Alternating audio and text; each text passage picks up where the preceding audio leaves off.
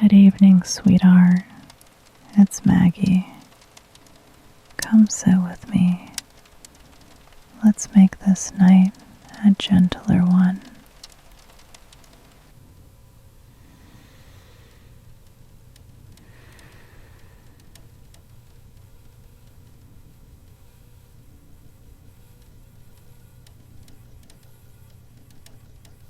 There's a certain kind of Seattle rain that only shows up on nights like this. Not the dramatic kind, not the kind that rattles the windows and sends branches tapping like they're in a hurry. No, tonight it's the soft kind, a steady, patient drizzle that seems almost shy about the way it touches the glass. From the outside, I imagine this must look like a very peaceful evening. A small house, one warm lamp in the window, soft Seattle rain drawing faint silver lines down the pane. It does look peaceful, and even sounds peaceful, but inside, my heart hasn't quite caught up yet. I brought a cup of chamomile with me, a little honey, just enough to make the night taste kind. The room is dim on purpose. I've learned that if the light tries too hard, my thoughts do too. So it's just this lamp, this quiet pool of amber spilling over the edge of the table, softening the corners of the bookshelves, and turning the rug into a patch of evening that actually feels safe to stand on. Lily is here, of course. She's curled herself into that small, determined circle right at the base of my chair. The circle she chooses when she has decided the night is acceptable. Her breathing is slow, steady, almost in time with the rain. Some creatures just know how to belong to a moment. I'm still learning. If this is your first time here, sweetheart, this little corner is where I sit every night. This lamp, this chair that creaks a little more loudly each year, this old wooden table with the faint ring from a teacup I placed down too quickly back in 2011. They don't move very much.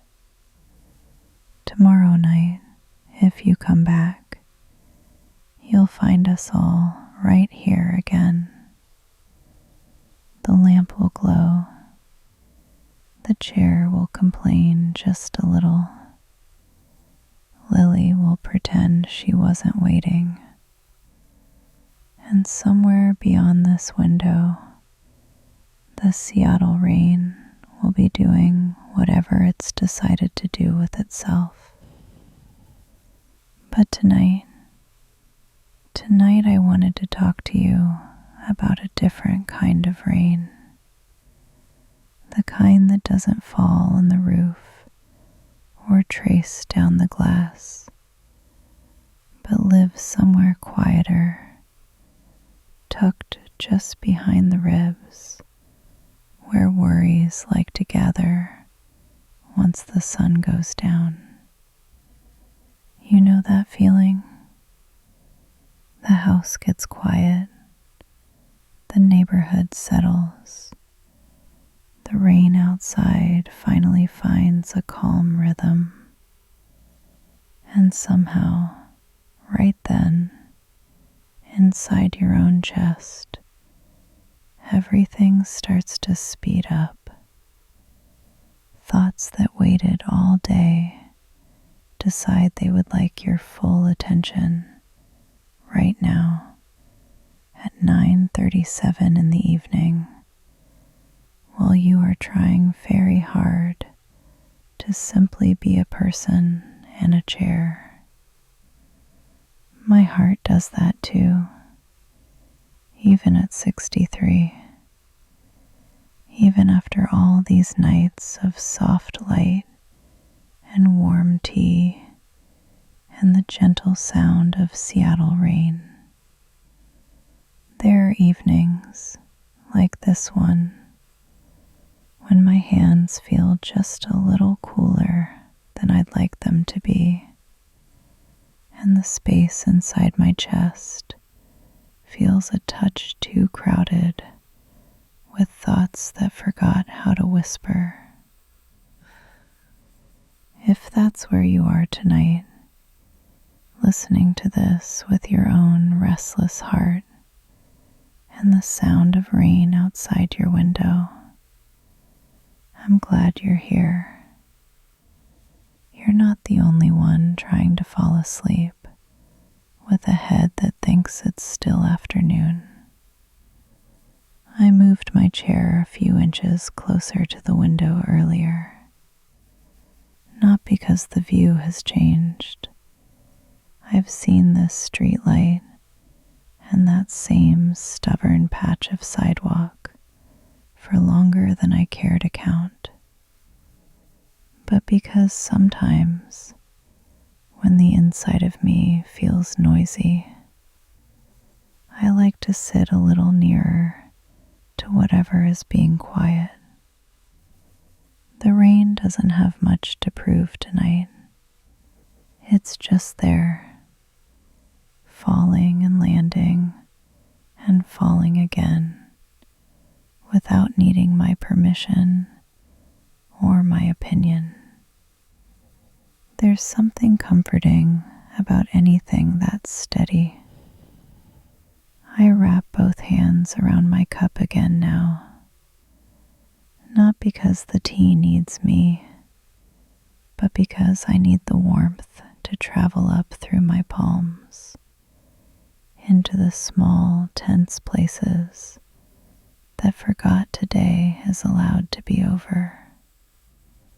At my age, I've discovered that chamomile is better at its job when you give it a good landing place. In my 20s, I trusted coffee more than I trusted my own common sense. These days, I trust steam. If you listen closely, you can probably hear your own version of this right now.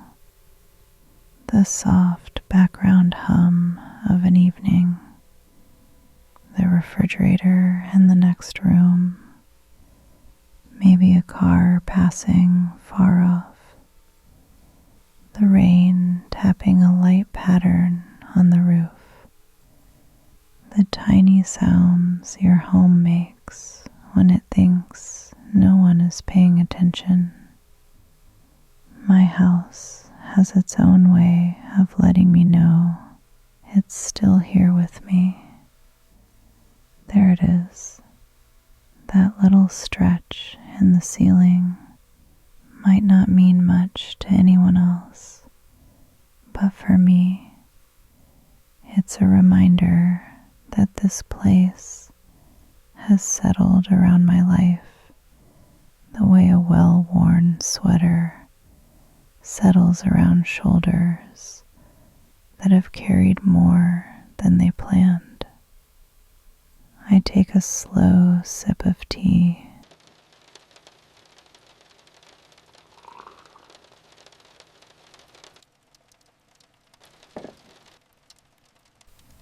The first taste of the evening is always a little sweeter than the ones that follow.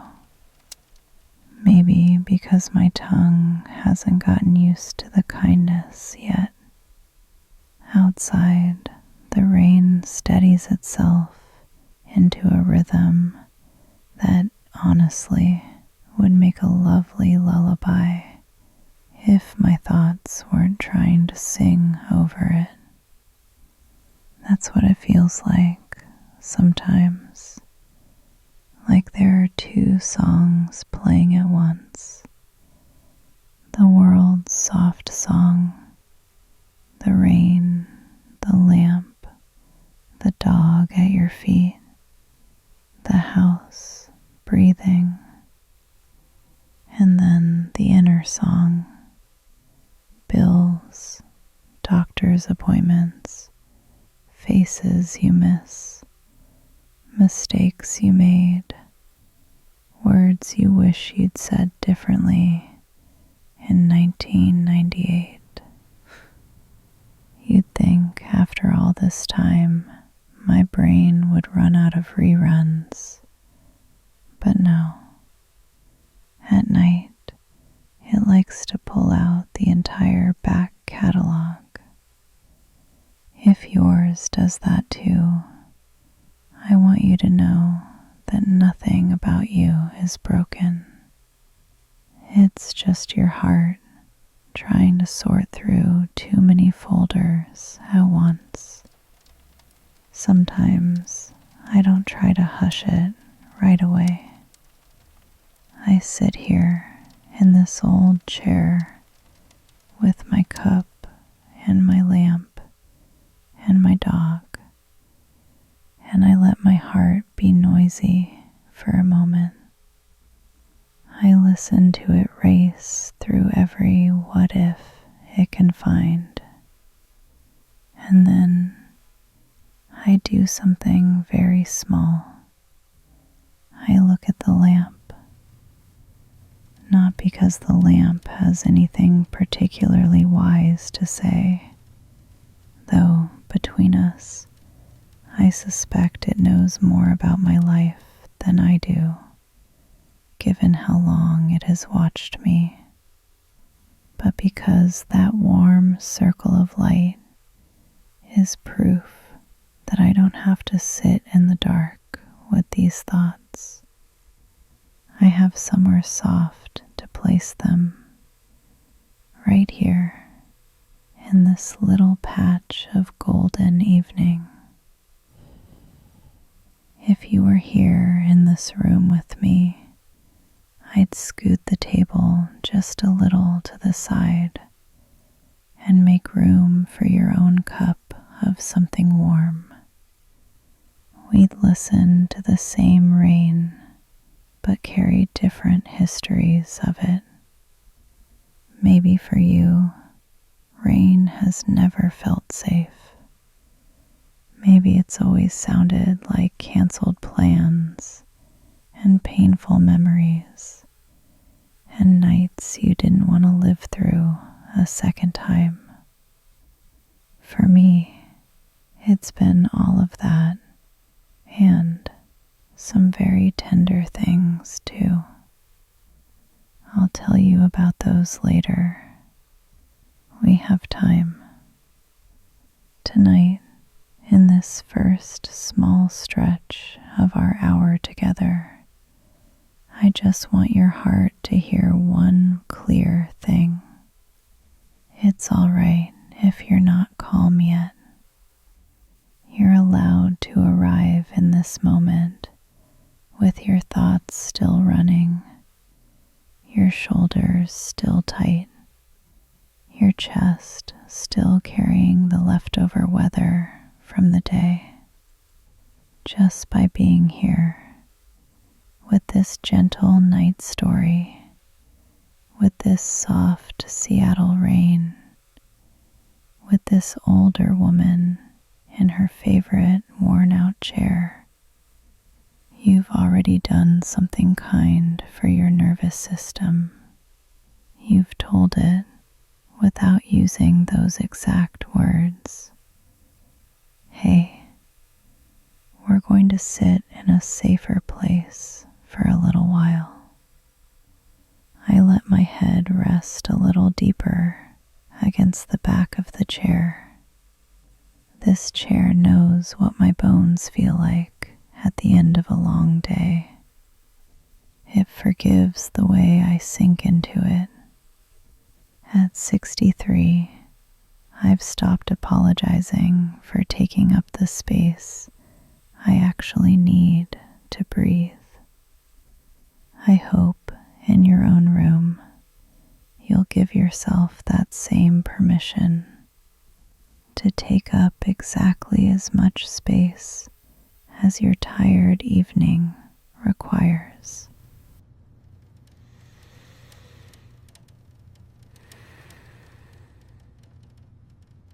The rain presses on, gentle and unbothered, stitching a soft pattern into the night. If you close your eyes, not yet, but soon, you might notice that its rhythm is beginning to match something quieter inside you. Maybe your heart is still beating fast. That's all right. All we're doing for now is letting the outer rain introduce itself to the inner rain. Two sounds starting to hear one another. In a little while, I want to tell you about a time in my life when that wasn't possible, when every drop of rain felt like a new alarm bell. But before we go there, let's just sit together in this first soft part of the evening with the cup and the lamp and Lily's slow breathing and the sound of Seattle rain trying its very best to show us that not every storm was sent to frighten us.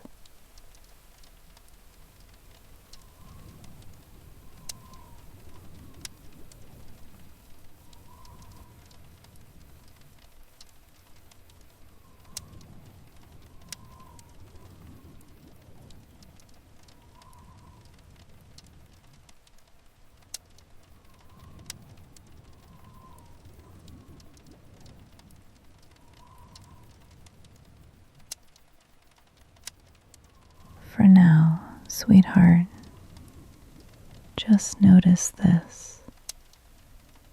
The world outside the window is already settling.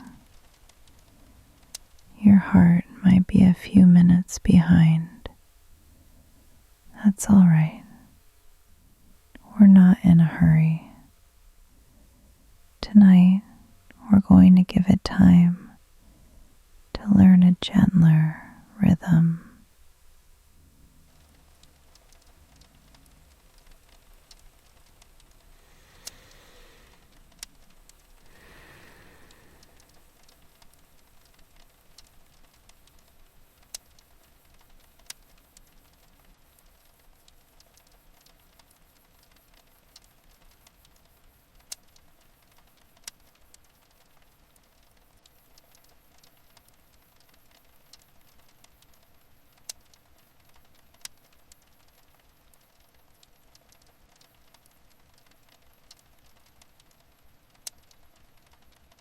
A little earlier, I told you there was a time in my life when every drop of rain felt like an alarm bell. Maybe we should visit her for a moment, that younger version of me. Not to judge her, just to understand what she was carrying. If you can, keep listening to the rain with one part of you, and with with another. Come with me back a few decades. Seattle was still Seattle, of course. It's very good at being itself.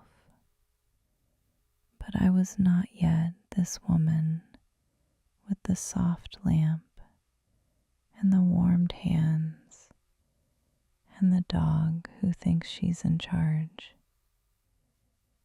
I was younger, busier, louder in all the ways that looked impressive on paper, and completely exhausted in the ways no one could see. Picture a small rental duplex with thin walls and a roof that had opinions about heavy rain. The kind of place where you could hear your neighbor's television through the kitchen wall, and the pipes like to make announcements whenever someone in the building tried to take a shower. On those nights when the rain started, it didn't sound like it does right now. Soft and almost thoughtful. It sounded busy. It rattled the gutters, hammered the metal awning out back, drummed on the roof like a child who just discovered they could make noise and wanted to see how long they'd be allowed to keep going. Inside, there was a radiator that hissed the way a tired person sighs when they read the news. Every time it started up, it sounded offended that it had to work at all.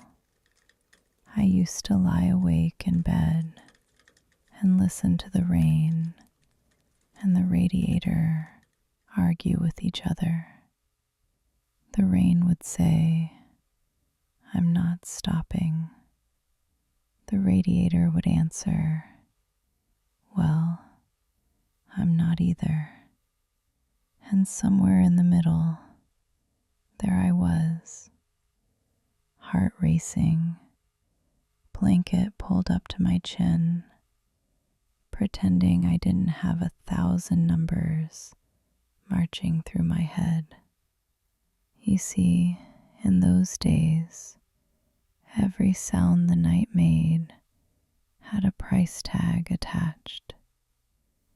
Rain on the roof meant roof repair someday. The drip near the kitchen window meant window frame swelling, mold, contractors. The draft sneaking under the door whispered, "Heating bill." And when your life is stretched thin enough, even the weather starts to feel like an invoice. I remember one night in particular. The rain had been falling all day. One of those long, gray Seattle stretches where the sky looks tired of itself, but keeps going anyway. By evening, the clouds had decided to give up pretending they were going to hold back. The roof let us know it was not delighted.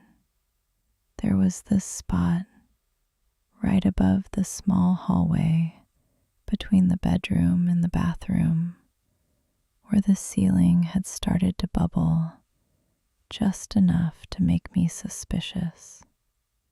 I told myself it would be fine. And then, around 11 o'clock, the first drop fell into the small metal bowl I'd placed there just in case. That sound, that tiny, sharp plink, felt louder than the entire storm. With every drop I heard money, repairs, phone calls. Who do we even call? My heart chimed in helpfully with, what if the ceiling collapses? What if we can't afford it? What if this is the thing that finally breaks us?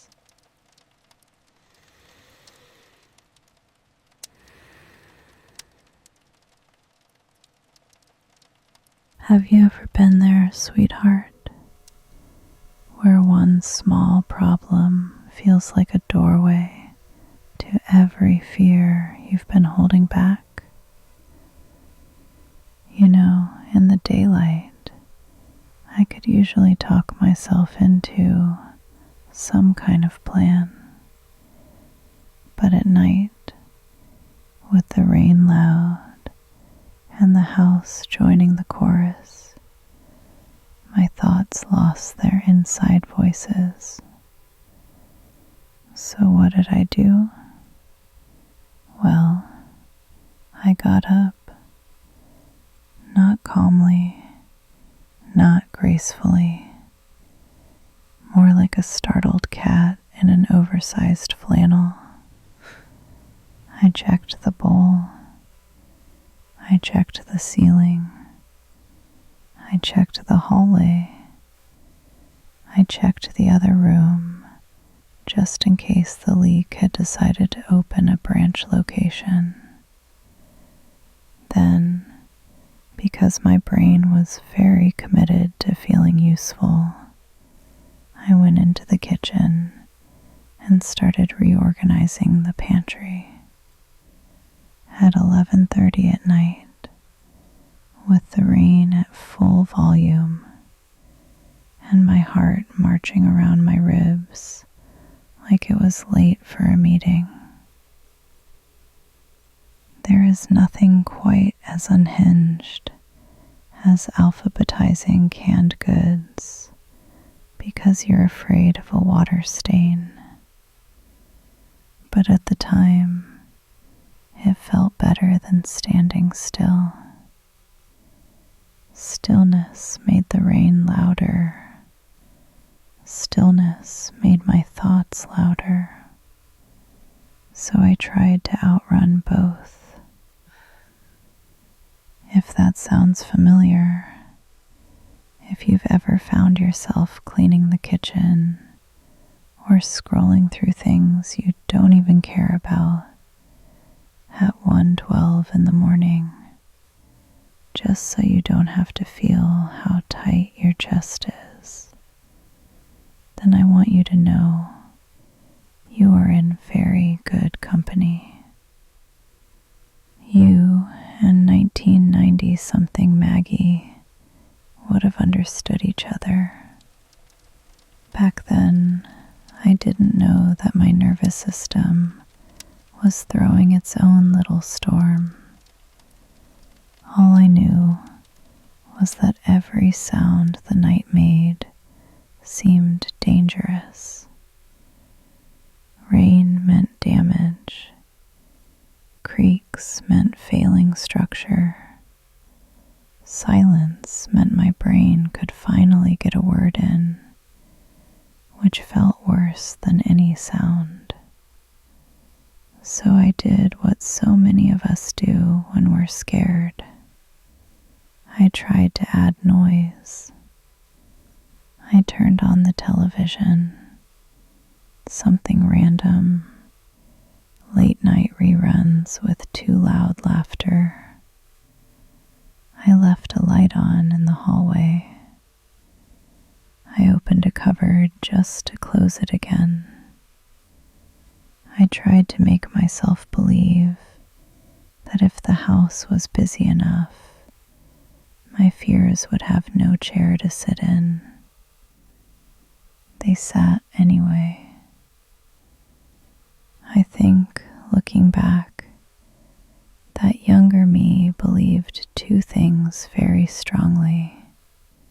First, that she had to handle everything alone, or it wouldn't be handled at all. And second, that if she ever stopped moving, all the bad things she was afraid of would finally catch up.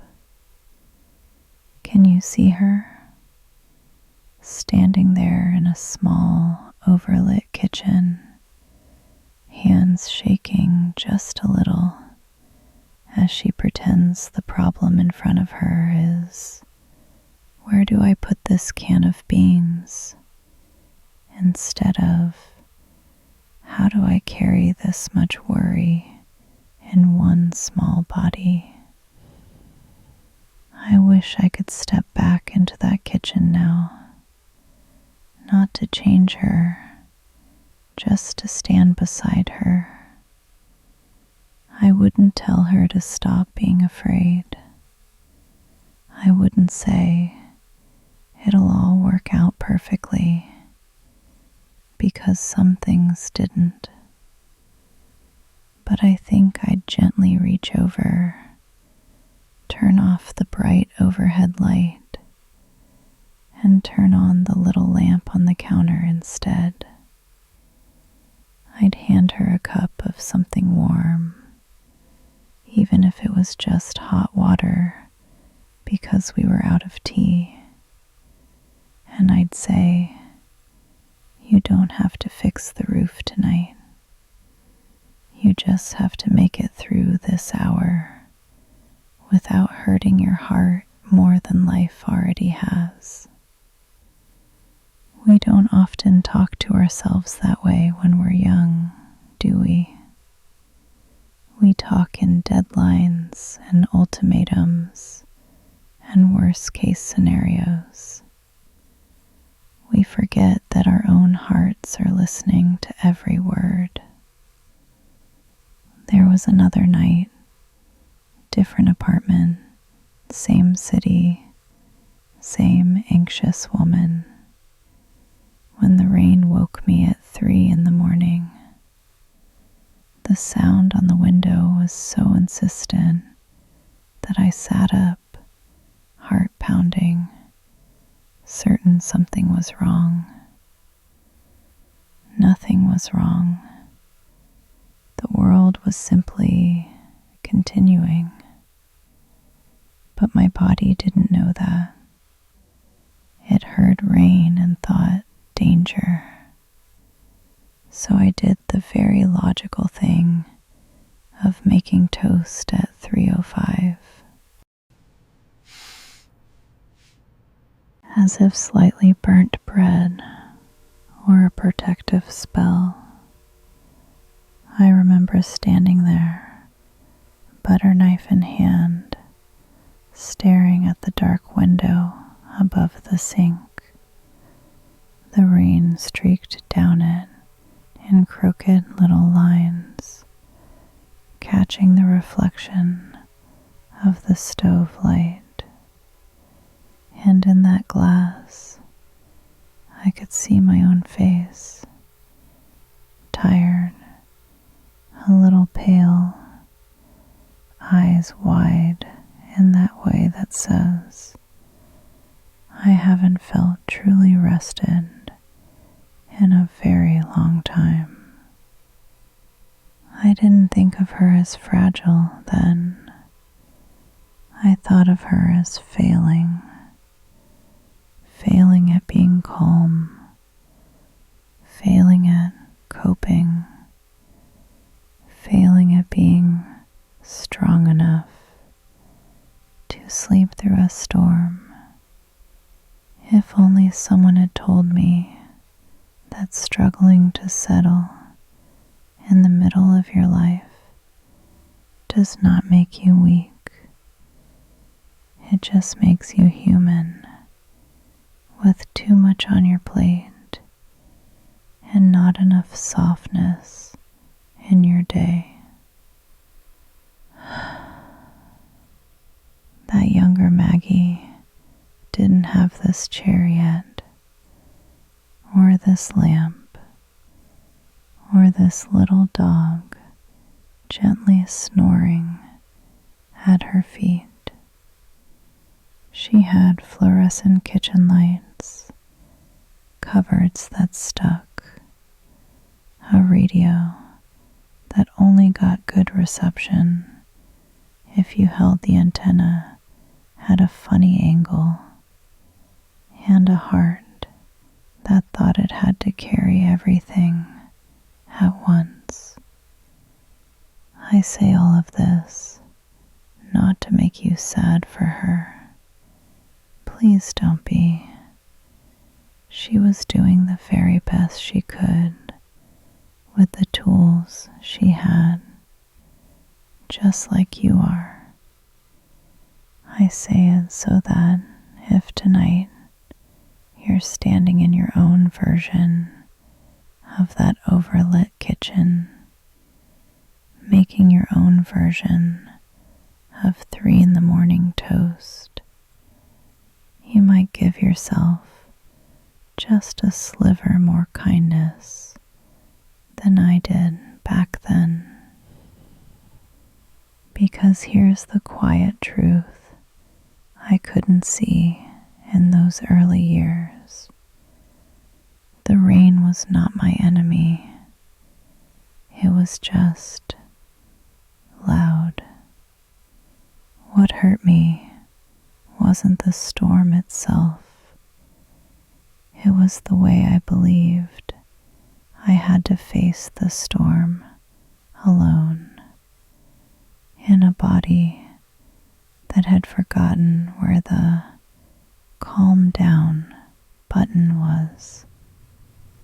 Now, when the rain comes, I move my chair closer to this lamp. I wrap my hands around a cup that remembers how to be warm. I let Lily breathe beside my feet, and I let the world be noisy outside the window while I teach my own heart a different volume. But I couldn't have learned that without first living those kitchen nights, those leaking ceiling nights, those "what if we can't afford this" nights. Your anxious evenings, sweetheart, the ones you look back on and cringe over, the ones you wish you had handled with more grace. They're not proof that you're hopeless. They're simply chapters in the story of how you eventually learned to sit down in a softer way. Outside my window right now, the Seattle rain is still writing its quiet little script down the glass. But in here, in this small circle of lamplight, my heart is beating slower than it used to on nights like this. Not because life is easier, it isn't, but because somewhere between that dripping ceiling and this old chair, I finally learned that I didn't have to outrun the storm. I just had to give myself a kinder place to hear it from. In a little while, I want to tell you about a different rain, one that fell on a night when I wasn't alone in that fear, when there was another heartbeat sharing the room with mine.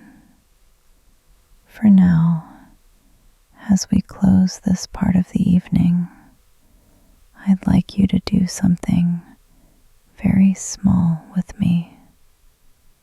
If it feels all right, just notice where your hands are. On your lap, on a blanket, holding a phone, resting on a pillow. Wherever they are, imagine I'm placing a warm cup between them. Something gentle, something that doesn't ask you to be anything more than a tired human breathing in a room. The rain outside might still be busy. Your thoughts might still be sorting through their own stack of papers. But you, in this moment, are allowed to take one step back from the leaking ceiling of your worries and sit with me under this softer light. We'll let the storm version of us handle paperwork another day. Tonight, we'll just listen to the sound of rain and remember that even the loudest weather eventually finds a way to become gentle.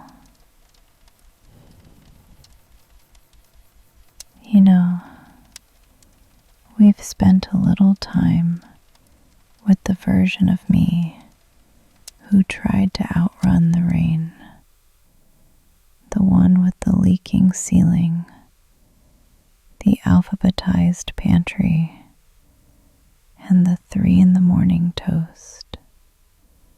She's still dear to me. I hold her gently when I think of her now. But there was another rainy night, years later, that planted something different in my heart. A kind of beginning to the peace you and I are sitting in this evening. If you don't mind, sweetheart, I'd like to take us to that night for a while. Not to stay there, just to visit and see what it left behind.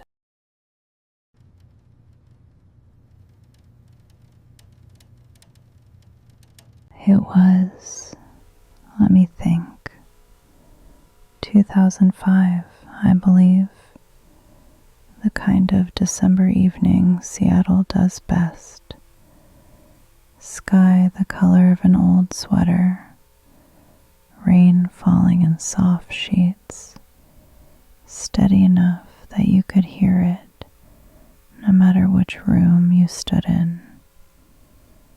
We were in a different house then, smaller than this one, but still trying its very best to be a home. The living room had a worn-out couch that had seen more takeout dinners than I care to admit, and a lamp that didn't know yet it was auditioning to become my lifelong companion. The heater in that house had a personality. It made a loud, dramatic clunk every time it decided to join the conversation, like a teenager slamming a bedroom door just to make sure you are aware of its emotional state. On that particular night, I remember the rain starting earlier than usual. By late afternoon, it was already playing a full concert on the roof, and by the time we'd cleared the dishes from dinner, and it settled into that deep, steady rhythm you feel more than you hear. He was there, of course. My husband, glasses slightly crooked, hair doing its own interpretation of professional, the way it always did when the weather was damp. We'd decided, without using those exact words, that this was going to be a quiet night. No errands, no visitors. No, we really should get to that project.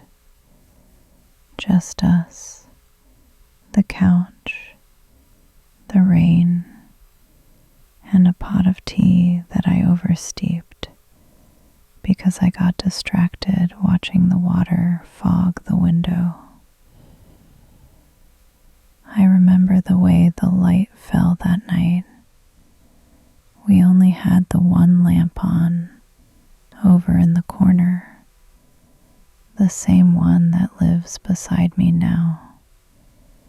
Back then, it was still new to us, its shade a little too bright, its base too shiny. We bought it on sale after comparing prices in 3 different stores, as though we were selecting a luxury item instead of a humble little puddle of light. But that night, it did what it was meant to do. It pulled a small circle of warmth out of the dim room and placed it gently over our laps. And the rain sounded different that evening. Not sharp, not frantic, not like it was reporting all the things that were going wrong. It sounded almost friendly, like fingertips tapping an easy rhythm on the windowsill, with no agenda except to keep us company.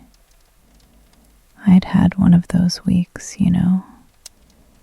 not a disaster, just a long string of small things that chose the same week to fall apart.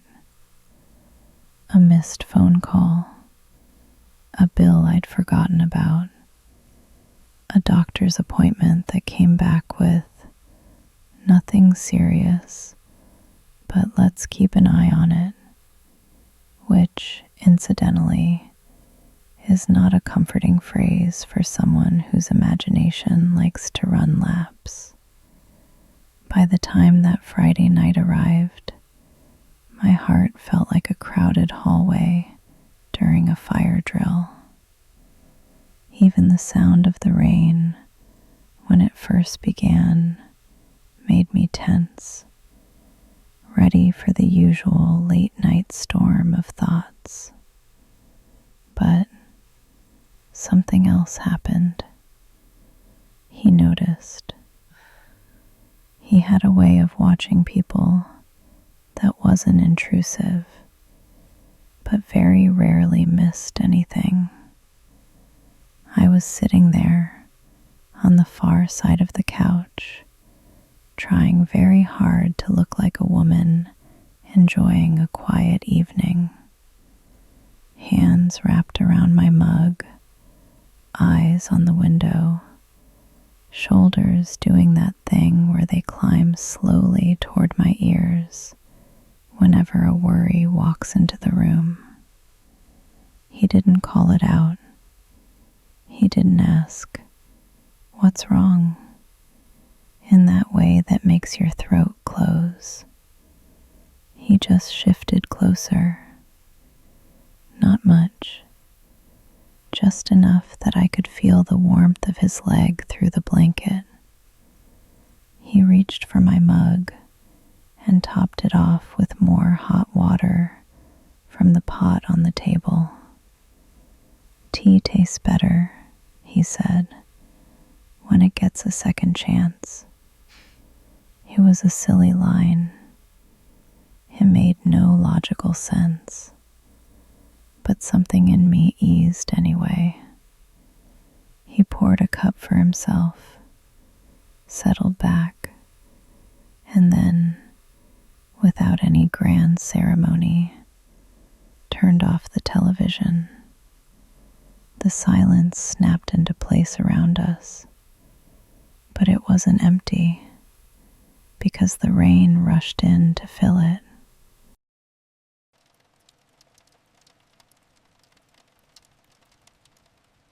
We sat there, side by side, in the glow of that lamp, holding our mismatched mugs, and just listened. At first, my thoughts did what they always did. They launched into their familiar routine. What about that test result? Did you pay that bill? What if the car makes that sound again? You know the list. But then, something curious happened. His hand, warm, solid, found its way over to rest on my knee. Not gripping, not asking, just there. The weight of it was gentle, like someone placing a book on a table that was already strong enough to hold it. For a long moment, neither of us spoke. The rain spoke for us. On the roof, on the glass, down through the gutters, across the little patch of sidewalk that led up to our door. It played a soft, even rhythm, and I realized that for the first time in a long time, my heart was starting to match it. Listen to that, he said finally, barely above a whisper.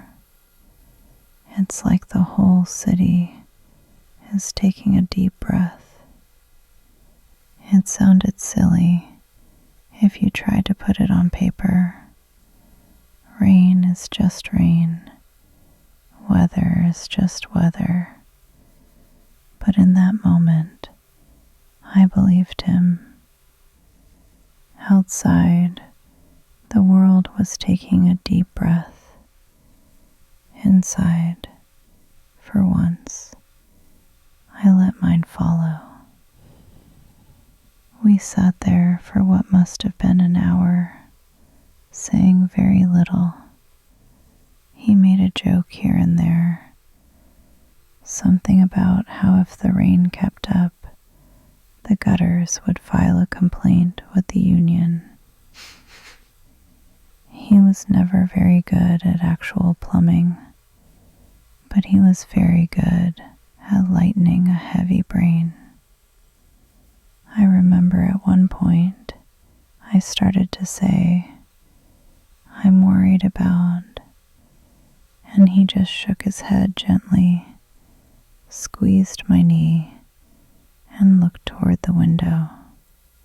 Not tonight, he murmured. Tonight the rain gets to talk, and we just get to listen. It wasn't a rule, exactly.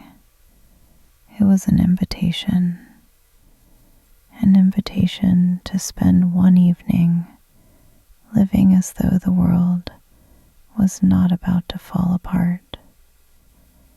I had no idea at the time how rare and precious such invitations would become. The memory of that night used to hurt. After he was gone, I couldn't think of it without feeling a sharp crackle in my chest, like the sound of ice starting to break on a river. For a long time, I avoided rainy evenings. I'd close the curtains too tightly, turn the television up too loud, do all the things I used to do in those anxious kitchens, as if I could drown out the echo of that couch, that lamp, that warm hand on my knee. But the heart is very stubborn when it comes to love. It kept bringing the memory back, not to punish me, but to remind me that I had known a different way of being with the rain. I had known what it was to be held while it fell. And somewhere along the line, slowly, gently, the way moss grows over something that once felt too sharp, that memory began to change. It didn't lose its ache. I don't think it ever will. But the ache stopped being the whole story. Now, when I think of that night, I feel two things at once: a missing and a warmth. The missing says, he's not here to share the couch with you anymore. The warmth says, but the rain remembers how it sounded when he was. And somehow, that matters.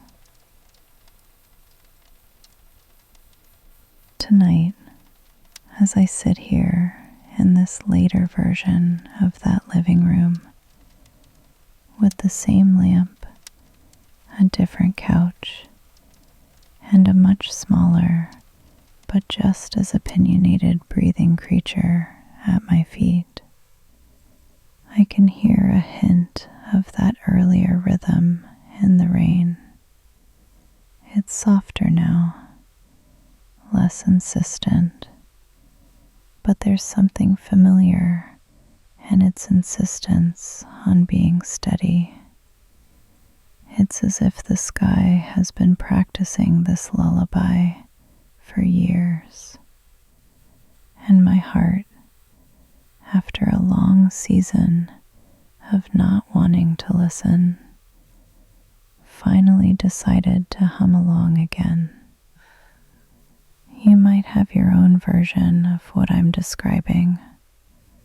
A night that used to be entirely unbearable to remember, that over time has become not easier exactly, but somehow softer around the edges. A song you couldn't listen to for a decade, that now you can tolerate the first verse of. A smell, a room, a calendar date. Things that once felt like open wounds and now feel more like tender scars. If you do, I want you to know nothing has been taken away from the importance of your loss. You haven't moved on. You haven't forgotten. What's happened is that your heart has slowly, bravely grown strong enough to hold both the love and the sadness in the same palm, like I am doing now with this memory, this lamp, this rain.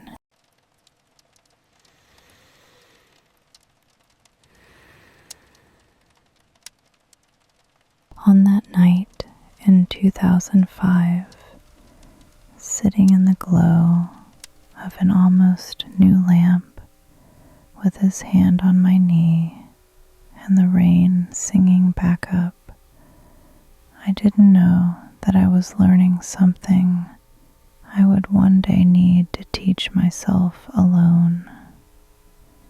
I didn't realize my nervous system was getting a quiet little lesson in how it feels when someone else's calm helps your storm loosen its grip. Now, years later, when the rain begins and the old fears try to climb back onto the stage, I borrow from that night. I borrow the way my shoulders slowly dropped. I borrow the way my breathing gradually matched the rhythm on the roof.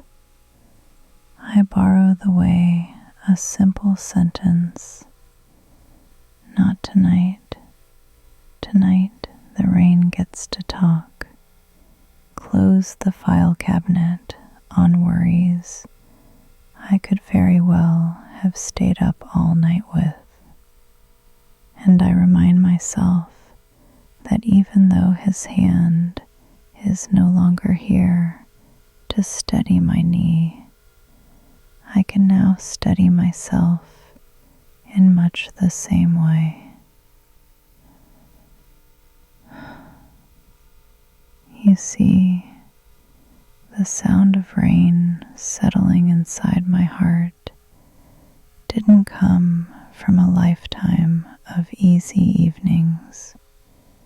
It came from a long, tangled line of nights, some frantic, some numb, some full of grief, and a precious few like that one, where love and weather work together to teach my body what peace might feel like.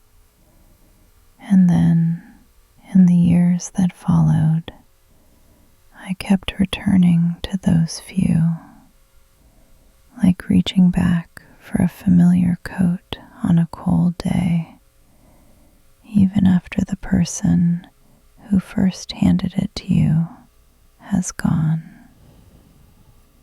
Tonight, as you listen to the rain wherever you are, maybe at your own window, maybe only through the sound of mine, I wonder if there might be one memory you can borrow from too. Not the worst nights, not the hardest storms, just one evening when things felt even a little bit less heavy.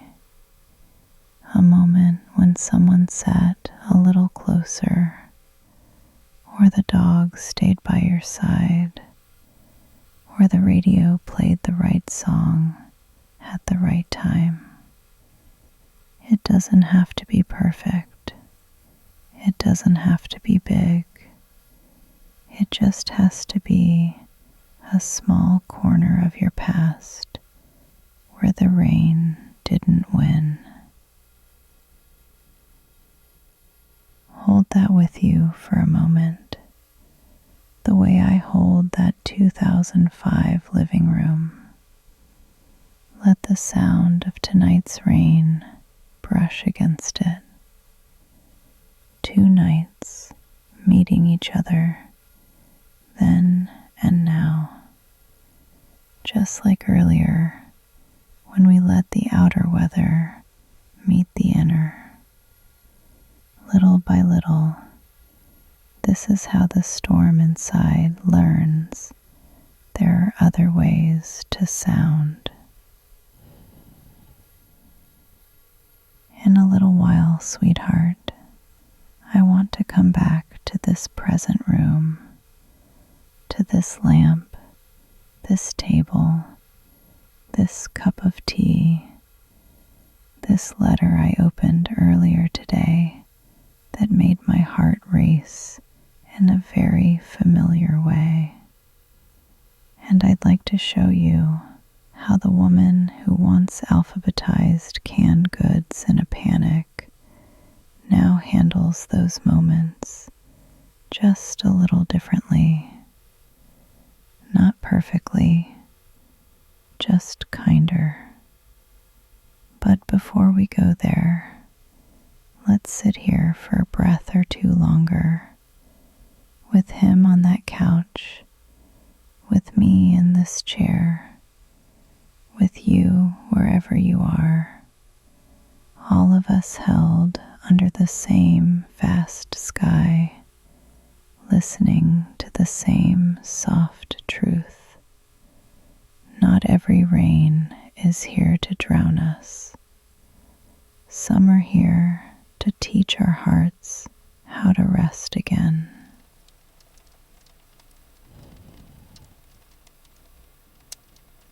We visited that old couch in 2005, that younger version of me in overbright kitchens.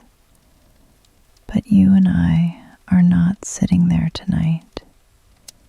We're here in this smaller living room with this older lamp, this familiar chair, this cup of chamomile that has seen enough Decembers to qualify for retirement benefits.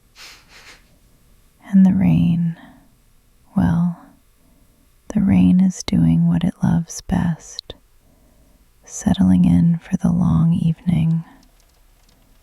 I told you earlier there was something today that made my heart race in that old, familiar way. Not a disaster, just life. Life with its envelopes, its numbers, its polite little phrases that sometimes sound louder than they should. It arrived this afternoon, the letter. White envelope, my name printed neatly on the front. Return address from the clinic I visit once a year. You know the kind that says, this is probably routine, while the back of your mind whispers, but what if it isn't? I brought it in with the rest of the mail, a newsletter from the grocery store, a coupon booklet thick enough to be used as insulation, and that one envelope that might as well have been humming. You'd think at 63 I'd be better at this. I've lived through enough wait and see letters to fill a small drawer.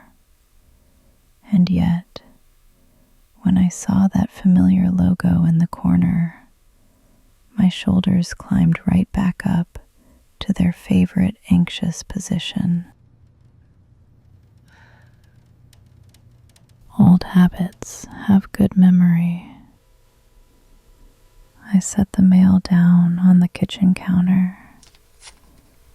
For a moment, I just stood there, staring at that envelope, feeling my heart begin its old march, that quick, fluttery rhythm that doesn't quite hurt, but definitely doesn't feel like rest. In the past, this is where the evening would have gone sideways. I would have ripped it open in one sharp motion, braced for bad news, and then spent the rest of the night rehearsing every possible outcome, while the rain outside became a soundscape for catastrophe. Or on other nights, I might have done the opposite, shoved it in a drawer, pretended it didn't exist, and let it grow teeth in the dark of my imagination.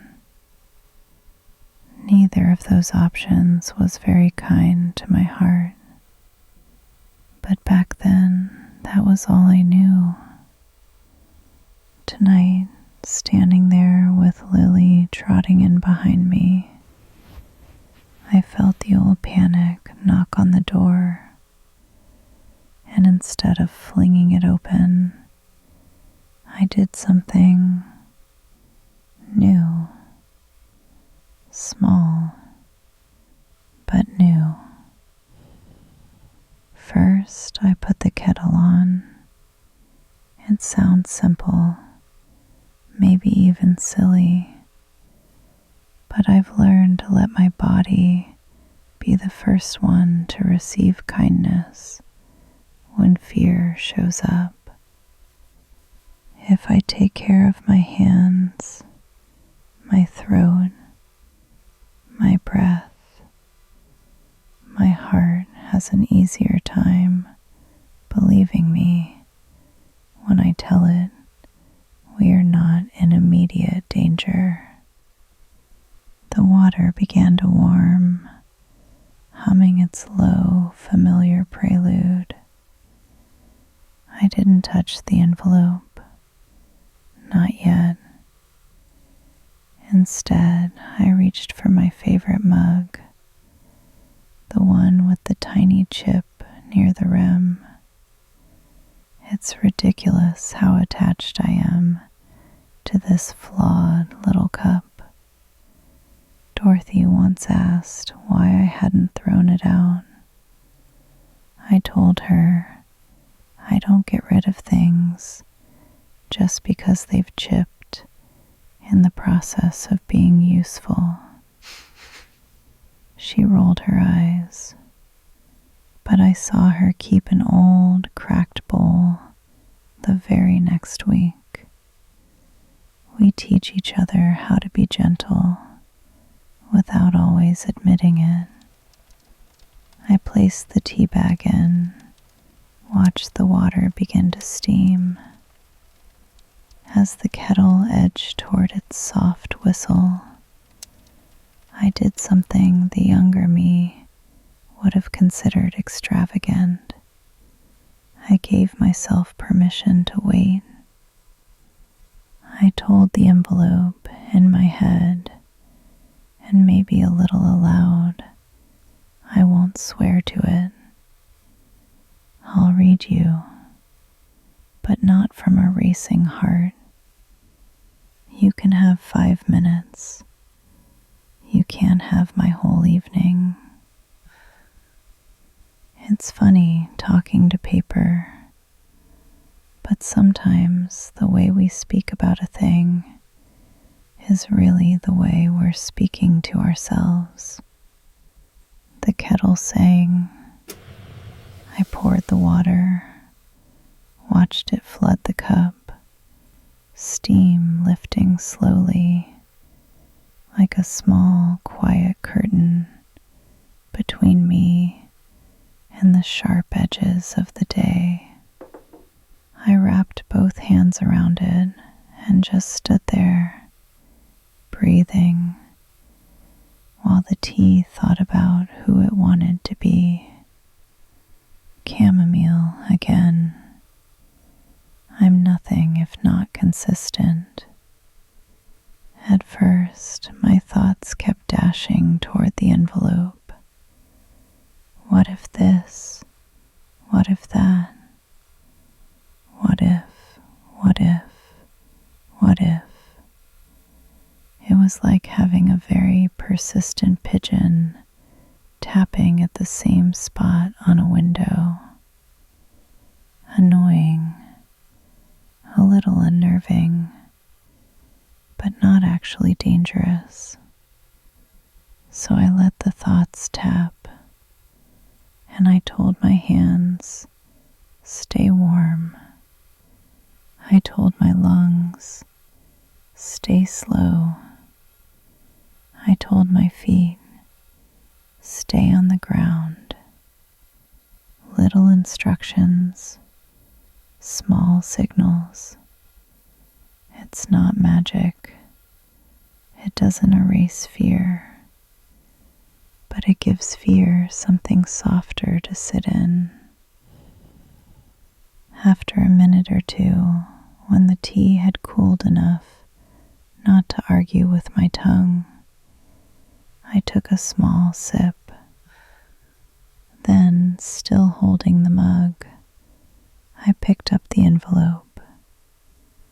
Not like a bomb, like what it was, a piece of paper with some information that might be annoying, might be inconvenient, might be neutral, and yes, might be worrying, but either way was not going to change who I am in the space of the next breath. I brought it with me here to this room. Lily trotted ahead as if she'd been waiting to escort me back to my evening place. The lamp was already on. I'd switched it earlier when the light outside began to fade. It glowed in that quiet amber way, like a small, patient friend who never gets tired of hearing the same worries in slightly different outfits.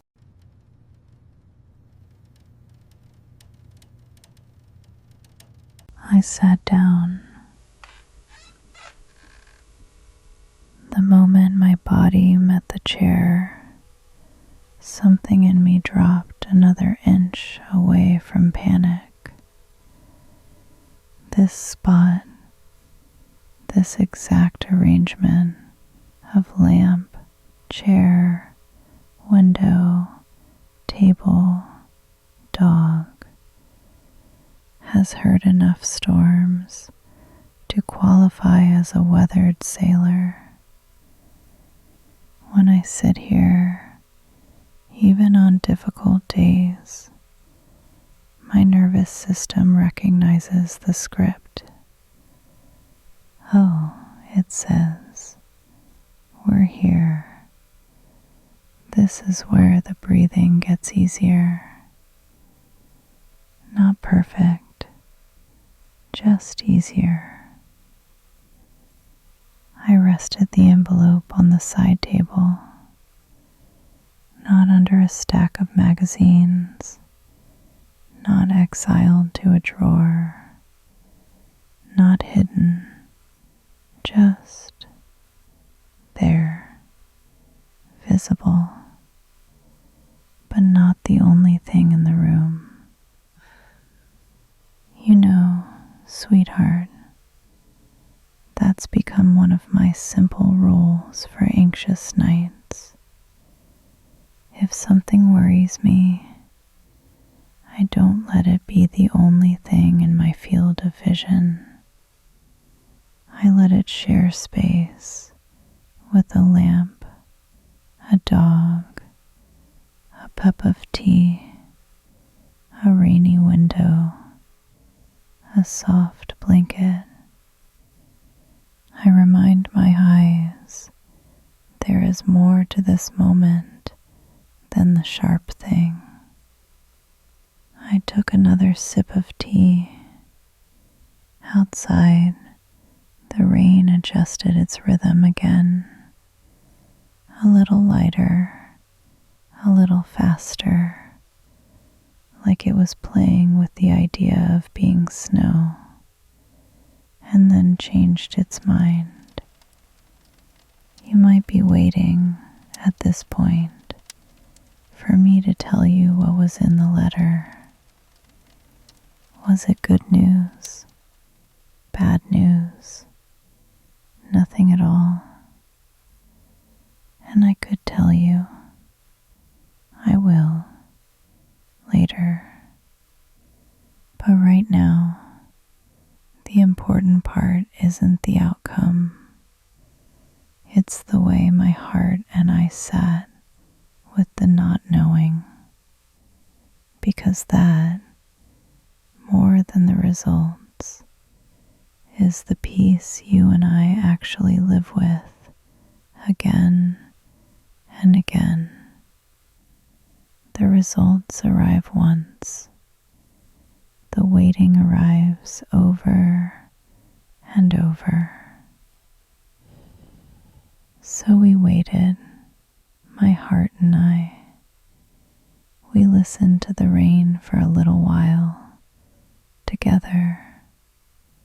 I let my eyes wander the room, the crooked line of books on the shelf, the small bonsai on the side table, doing its best winter impression of being asleep.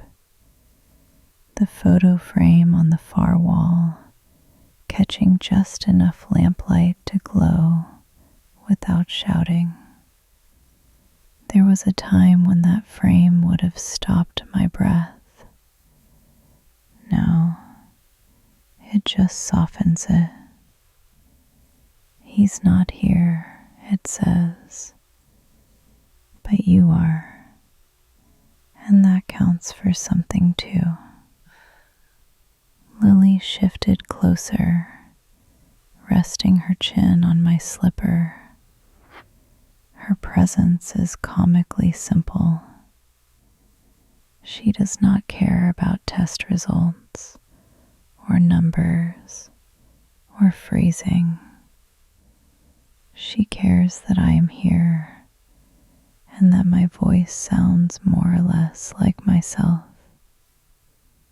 In her world, that is enough data to proceed with relaxing. I sometimes wonder what it would be like to trust the moment that way. We practiced, my heart and I. I let my breath move in for a slow count. 1, 2, 3, and then out a touch longer. 1, 2, 3, 4. I didn't force anything. I didn't turn it into a performance. Just small, kind inhales, gentle, generous exhales, while the rain kept the rhythm outside. And little by little, the volume inside my chest turned down. Not off, but down. Eventually, when the tea had traveled far enough into my bones to feel like company, I picked up the envelope. My hands were still a little shaky. That's all right. Fear does not vanish just because we've lit a lamp and poured a drink, but it does become easier to carry when we remember we are more than just the moment we dread. I opened it slowly. No dramatic ripping. The sound of the paper tearing was gentle, almost shy under the rain's steady drum. The letter, as it turned out, was mostly routine. A few numbers, a few suggestions, a note about some levels being slightly outside the ideal range, which is the sort of phrase that used to send me on a week-long mental research expedition. This time, I read it once. My heart did its little leap, as it always does. Then I read it again, slower. I imagined my doctor's actual voice, not the very dramatic one my brain prefers to assign to any official document. I thought of all the years my body and I have spent together, all the things it has carried me through, all the ways it has healed quietly when I wasn't looking. I set the letter down. I hear you, I said. And this time I know for certain I said it aloud, both to the paper and to my own pulse. We'll follow up. We'll take care. But we won't spend the whole night living in a world that hasn't happened yet.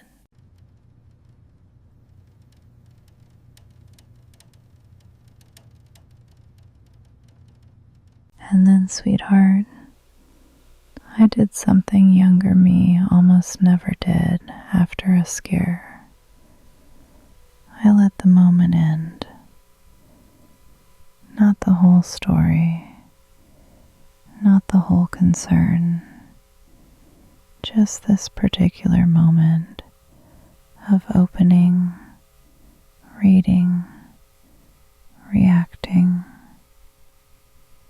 I folded the letter, slid it back into its envelope, and placed it not in a drawer, not under a stack, but in a little wooden dish on the hall table, where things live that need attention, but not at midnight. I told myself, tomorrow, when the sun is up and the world is less shadowed, we'll make decisions. Tonight, we'll make tea. It sounds simple, I know, but this is what I mean when I talk about the sound of rain settling inside my heart. It's not that the storms have stopped coming. It's that now, more often than not, I meet them from a chair instead of a panic walk, with a lamp instead of an overbright overhead, with slow tea instead of frantic toast.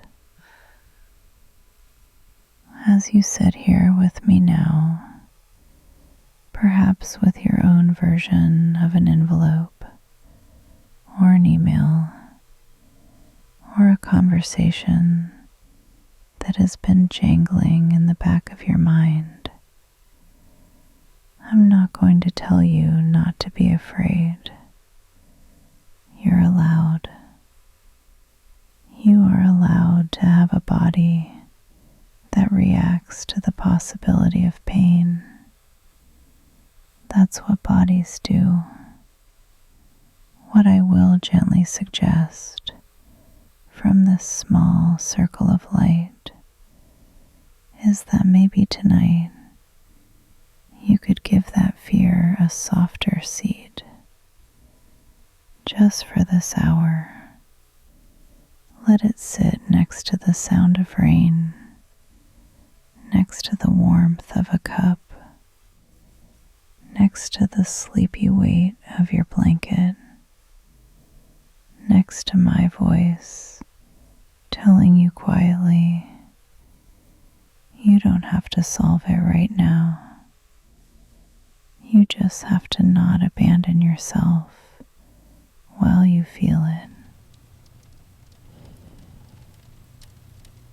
In the next part, if you'll stay with me, I'd like to share a few tiny, very human ways I've learned to invite the rain to settle inside me, so that on nights like this, even when life sends its little white envelopes, my heart can find its way back to a gentler rhythm. Not always quickly, but eventually. And I promise, sweetheart, if my 63-year-old heart can learn that music, yours can too. So, how does a woman who once reorganized her pantry at midnight out of sheer panic end up here, sitting in this old chair with the same kind of rain and a heart that feels more like a small pond than a flooded street? Not by accident, and not because I suddenly became brave or enlightened or particularly good at self-care, which, between us, is a phrase that still makes me think of expensive lotions and people who remember to stretch before they sit down. No, if there is any calm in me tonight, it has been stitched together from very small moments that looked from the outside like nothing at all.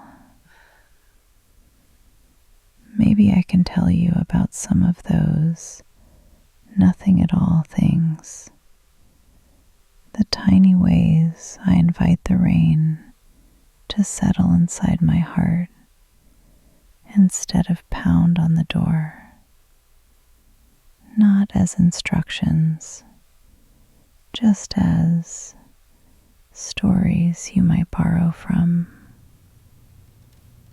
The first one began one evening a few years ago when my thoughts refused to obey the "we're done for today" notice.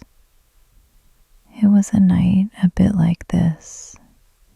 Same soft December rain, same old lamp, same chair, same dog, but a very different Maggie sitting in it. I had spent the afternoon reading through more paperwork than any human heart should have to digest in one sitting. Forms, insurance letters, small print instructions that seemed convinced I had the brain of a minor attorney.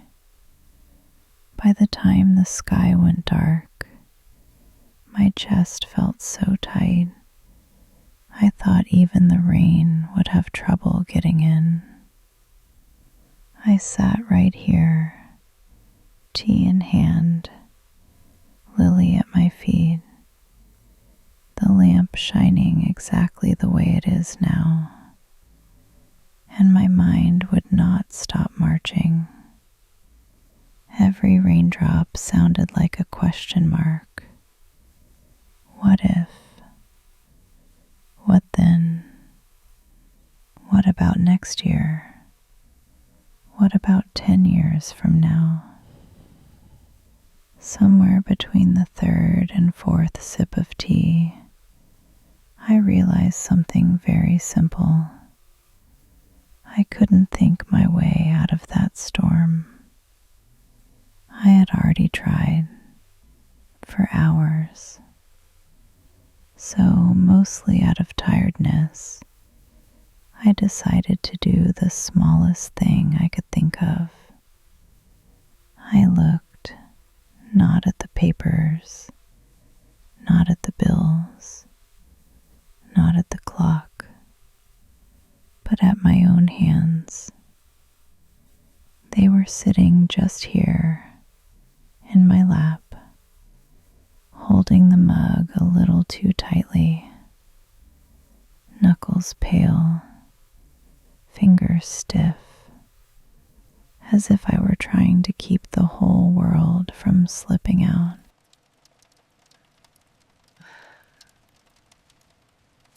Gently, very gently, I loosened my grip, just a little. I didn't tell myself to relax. That word has never once made anyone relax. I just said, "Sweetheart, let the cup sit in your hands. You don't have to hold the whole night up." The cup stayed where it was. The world did not fall. It was such a small thing that if you'd walked by the window, you wouldn't have seen anything change at all. But inside, It felt like the slightest turn of a dial. The rain's rhythm moved a fraction closer to the one in my chest. Since then, on nights when my thoughts try to outrun the rain, I start there, not with grand affirmations, not with complicated breathing patterns, just with my hands. I notice how tightly I'm holding things, the blanket, the cup, the arm of the chair, sometimes even the edge of my own sleeve, and I loosen half an inch, not all the way, just half an inch. It tells my nervous system very quietly, we might be afraid, but we are not currently on fire. Fear respects that kind of honesty. It doesn't disappear, but it stops shouting quite so loudly. Another small thing grew out of that first one. On particularly restless nights, when worries arrive in a long, pushy line, I imagine they're arriving at this window the same way the raindrops do, one by one. Plink. I'm worried about my health. Plink.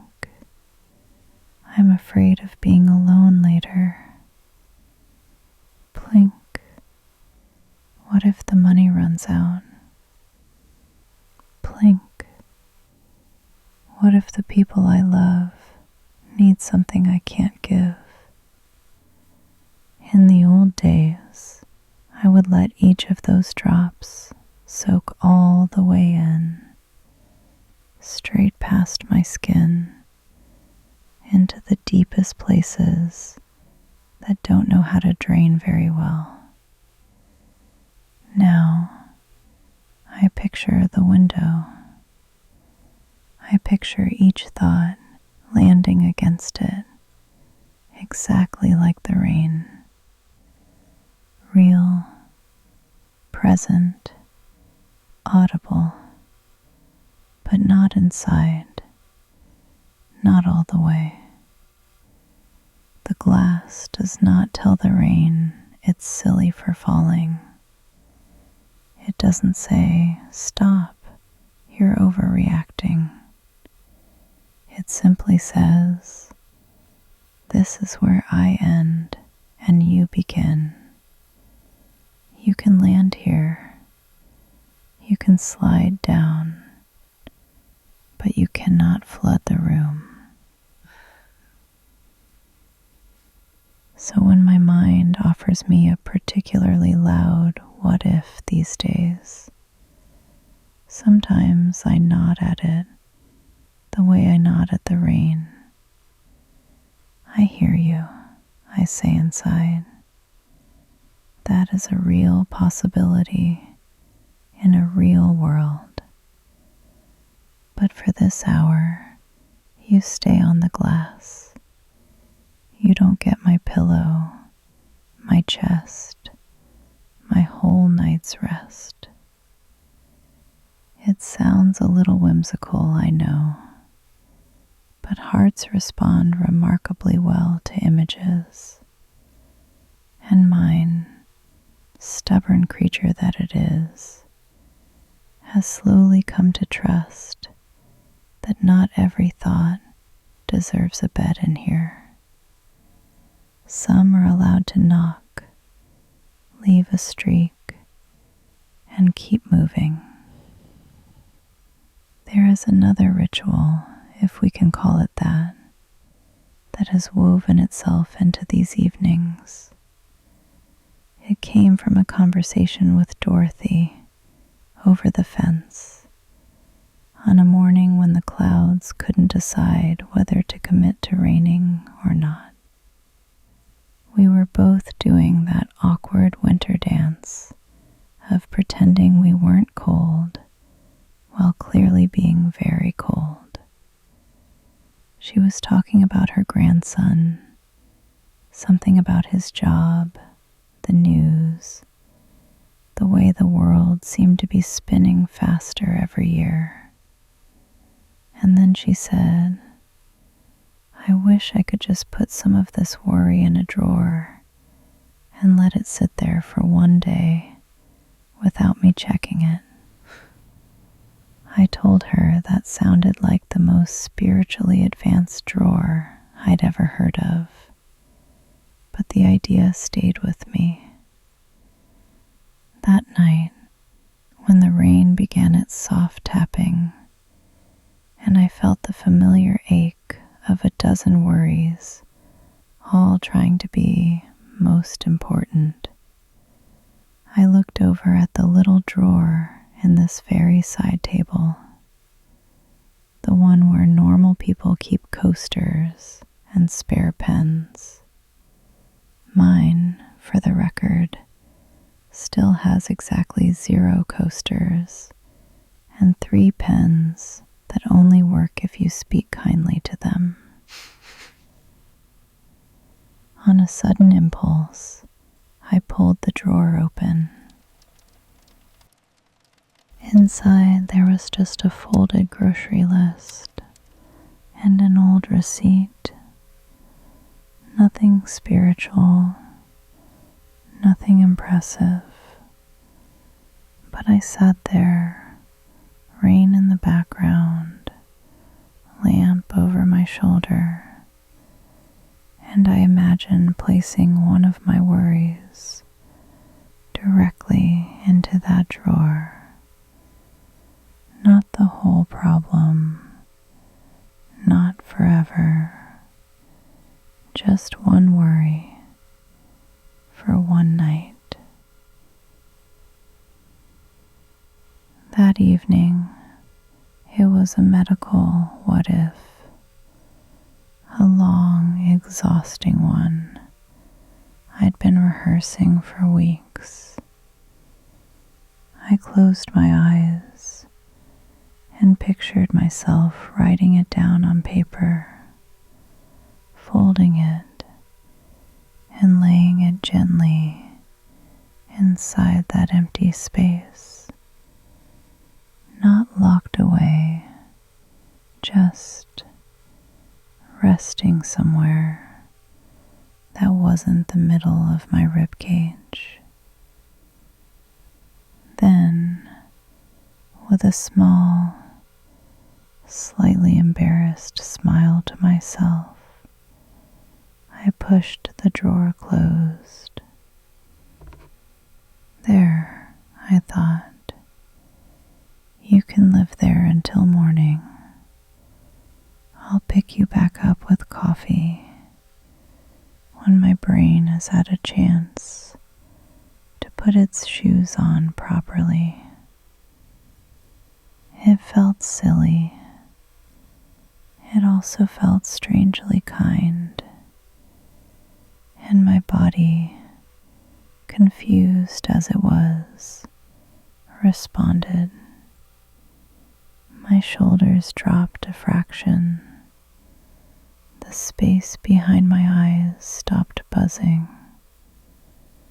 The rain sounded a little bit more like weather, and a little bit less like a test. Now, I don't do this every night. Some evenings, I forget entirely that the drawer is an option. But on the nights I remember, and I let at least one worry go live there for a while, something softens. I suspect it isn't the drawer itself, but the promise I'm making to my own heart. You do not need to hold everything all at once. You're allowed to rest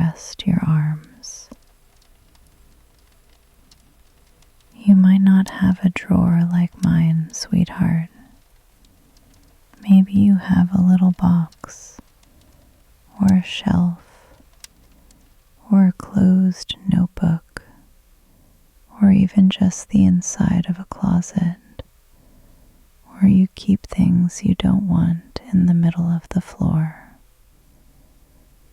If it feels right, you might borrow this idea sometime, giving one worry a temporary home outside your chest, just for the night. You don't have to believe it will solve anything. You only have to see how your body responds to the possibility of not being on duty for every single concern at the same time. There is one more tiny practice I want to tell you about before the night begins to lean toward its closing. It has to do with listening, not to the storm. We're already experts at that. To the quiet underneath it. On evenings when the rain is very soft, like tonight, when it sounds more like someone slowly tearing paper than pounding drums, I sometimes play a small game with myself.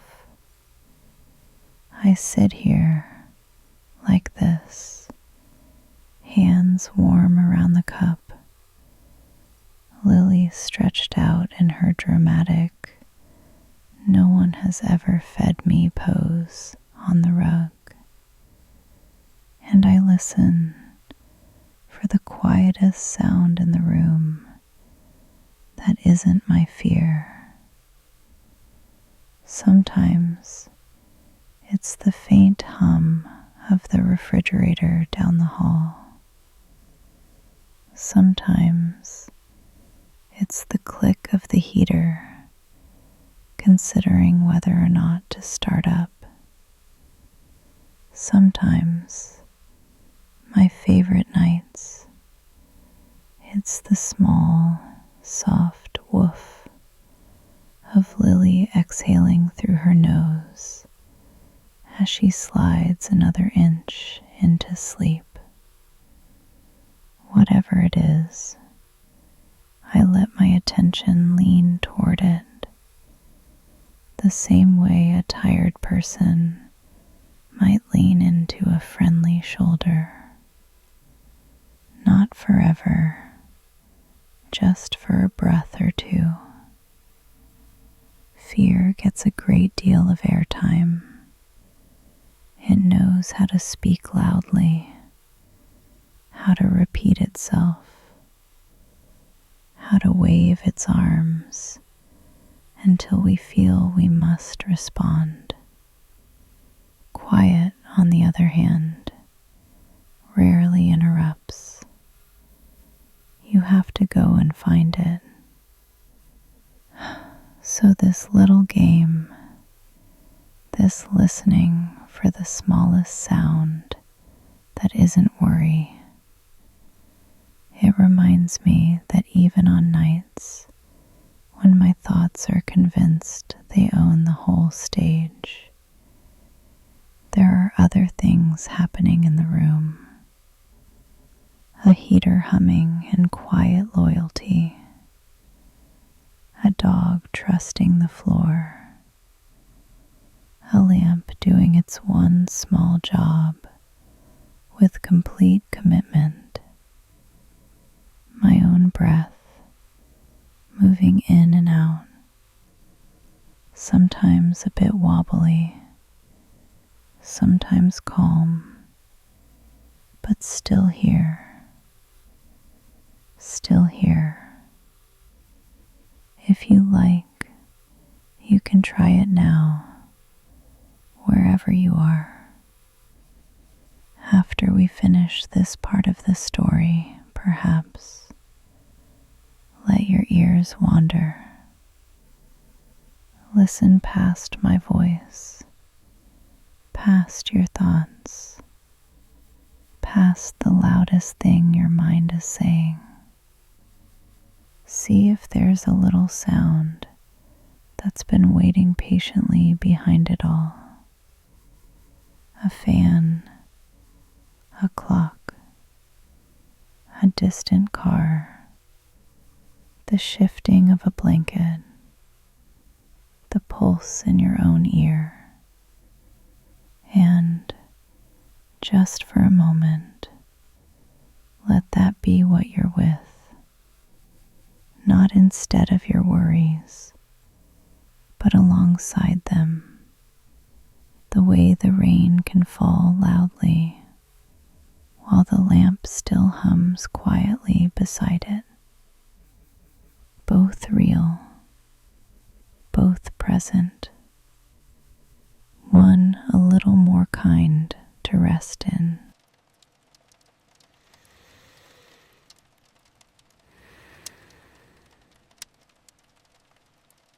These are not grand techniques. They won't win awards or appear in glossy magazines.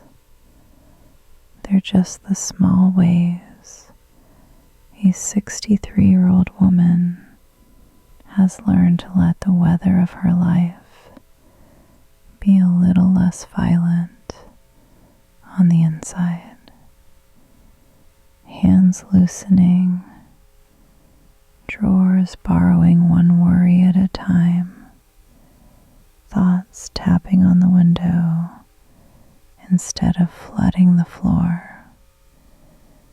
Ear is learning to find the softest sound in the room. Bit by bit, drop by drop, they've taught my heart to let the rain settle instead of swallow. In the last part of our night together, sweetheart, I'd like to gather all of this. The old kitchens, the couch in 2005, the letter on the table, these tiny practices, and wrap them gently into one simple blessing you can carry with you into your own dark room, your own bed, your own pillow, waiting at the end of this day. We'll let the rain walk us there. It knows the way. We've walked through a lot of weather tonight, haven't we, sweetheart? Old kitchens, leaking ceilings, a couch in 2005, a letter on the table, and somewhere in all of that, your own evenings too, the ones you've carried mostly in silence. Before we let this night fold itself closed, I'd like us to come back right here to this small room, this lamp, this chair, this rain that's been so patiently playing background music for both of us, because this little circle of light is where all those stories were leading, not to a grand conclusion, just to this moment where you're breathing, I'm breathing, and the world outside your window is doing whatever it's doing, while your heart gets to rest for a while. When I was younger, I thought peace would arrive with trumpets, a big announcement, a dramatic cinematic moment where everything in me would suddenly understand, oh, we're safe now, forever. Life, as you might have noticed, didn't get that memo. Peace, in my experience, has turned out to be much quieter. It arrives in small, nearly invisible ways. The loosening of a hand, a worry sitting in a drawer for one night, the way your shoulders drop half an inch without asking permission, the sound of the rain going from too loud to strangely comforting without ever changing its actual volume. Tonight, my hope is not that I've solved anything for you. You and I both know life doesn't work that neatly. My hope is that somewhere between the start of this evening and this moment right now, the storm inside you has shifted even a little, from pounding to pattering, from flood to something closer to a small, steady stream you can sit beside. If your heart is still racing a bit, that's all right. If your thoughts are still circling the same old what ifs, that's all right too. Nothing in you has failed because you didn't become perfectly calm in one rainy hour with a stranger and her opinionated lamp. What matters is that you stayed. You stayed with your own heart long enough to hear another way of walking through a storm. And that is not a small thing. You know, when I think back on the most difficult nights of my life, the ones that changed me were never the nights when everything got fixed. They were the nights when something in me realized I am not completely alone in this feeling. Sometimes that realization came from a hand on my knee, or a dog leaning closer, or a quiet voice on the other end of a late phone call. Tonight, if it's all right with you, I'd like to be that quiet voice, not to tell you your fears are silly. They're not. Not to tell you everything will work out exactly the way you hope. I don't make promises the world can't keep. Just to tell you this: whatever rain is falling inside you right now, it makes sense that you feel it. Your nervous system isn't broken. It's just tired of standing watch for too many years. If you've spent a long time lying awake at night, listening to the ceiling for disaster, listening to your thoughts for worst case scenarios, of course your heart beats faster when the house gets quiet. Of course your chest tightens when the envelope arrives, when the phone rings, when a new shadow appears on the wall. You've been trying to protect yourself for a very long time. No one taught you how to do it gently, so you did it loudly.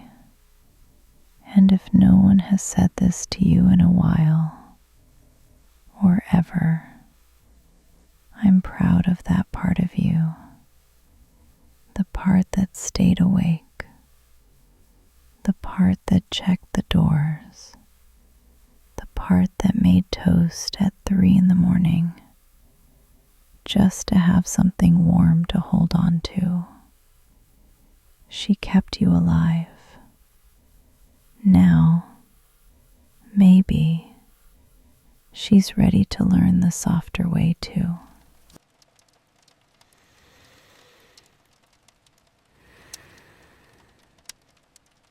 If you'd like, we can practice one small moment of that together before the night takes you the rest of the way.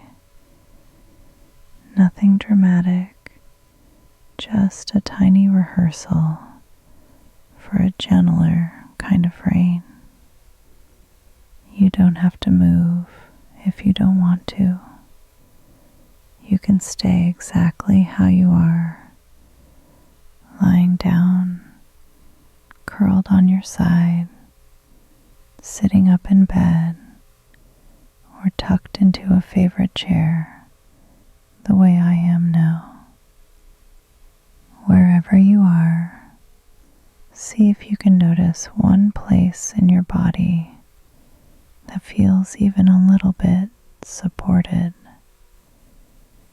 Maybe it's where your back touches the mattress. Maybe it's where your hand rests against a pillow. Maybe it's the familiar weight of a blanket across your legs. Just notice it. That support is like the chair beneath me now.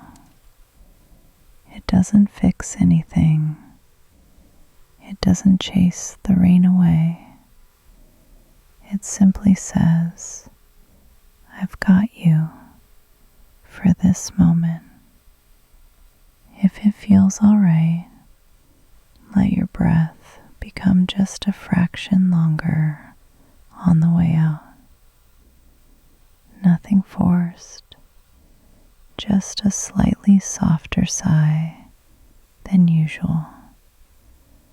In, however you're breathing already, and out, like you're fogging a small invisible window right in front of you. The rain outside this house will do whatever it wants to do tonight. The rain inside my chest will do whatever it needs to do. Yours too. We won't bully it. We'll just give it room to spread out a little so it doesn't feel quite so trapped. Sometimes, when my heart feels crowded, even in this quiet, I imagine that there's a small window just behind my ribs. Not a real one, just a little one made of kindness. And I picture the feelings, the tight ones, the hot ones, the lonely ones, drifting gently toward that window, the way steam rises from a cup. Not rushing, not escaping, just finding their way to a place with a bit more air. You might try that if it feels comforting. If it doesn't, leave it right here with me. I have space in this room for unused pictures. Earlier tonight, you heard me talk about the drawer and the window and the little rituals this old woman uses to keep from drowning in her own what-ifs. You don't have to remember all of them. If even one small image stayed with you, the cup loosening in your hands, the worry tapping on the glass instead of breaking through, the sound of Lily sighing as proof that rest is still possible.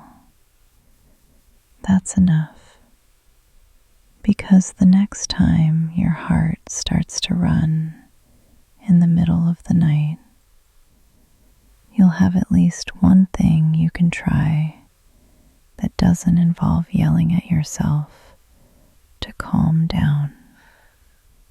You know, a lot of people think healing looks like never having another bad night. But I've lived a lot of nights, and it seems to me healing looks more like this. You still have storms. You still have envelopes. You still have nights where the ceiling creaks a little louder than you'd prefer. But somewhere in all of that, you also begin to have more and more evenings where the rain comes right up to the window of your heart and settles, not because life got easier, but because you stopped leaving yourself alone with it. Tonight, you did not leave yourself. You stayed here with your breathing, with your uneasiness, with this lamp, this dog, this slightly rambling 63-year-old woman, and her rain-soaked memories. That matters more than you know. If this happens to be your first night here with me, if you found this little square of light by accident, or out of desperation, or because sleep felt impossibly far away, I want you to know you are welcome to come back. This chair is not going anywhere. This lamp is very stubborn. And this voice will be here on other nights too, ready to walk with you through other kinds of weather. We'll visit different years, different worries, different corners of this house. But the promise underneath it all will be the same. You don't have to go through the heavy parts of your evening entirely on your own. And if you've been here before, if this is the 8th night you've sat in this light with me, then I want to say something else very clearly. I see your courage. I see the way you keep showing up to your own life, even when it feels like too much. I see the way you keep choosing softness, even when hardness feels more familiar.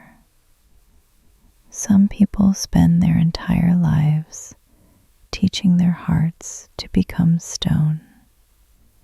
You somehow are still allowing yours to stay human. That is a quiet miracle.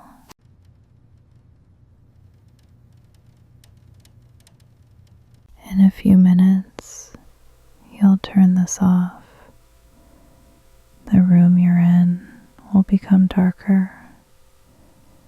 Maybe you'll lie back and feel the familiar weight of your pillow. Maybe you'll close your eyes and the thoughts will try one last time to ask all their questions at once.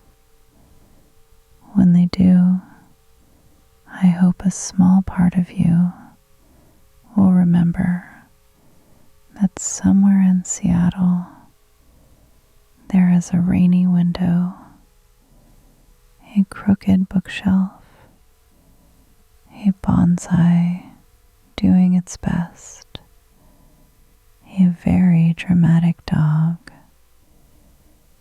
and an old woman who has felt so many of the same things you're feeling now, and that tonight, for a little while, our storms sat together, neither of them quite as strong as they were when they arrived.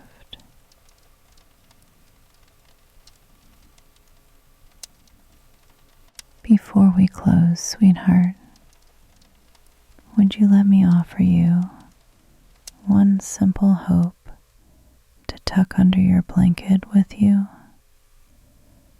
Not a guarantee, not a demand, just a hope.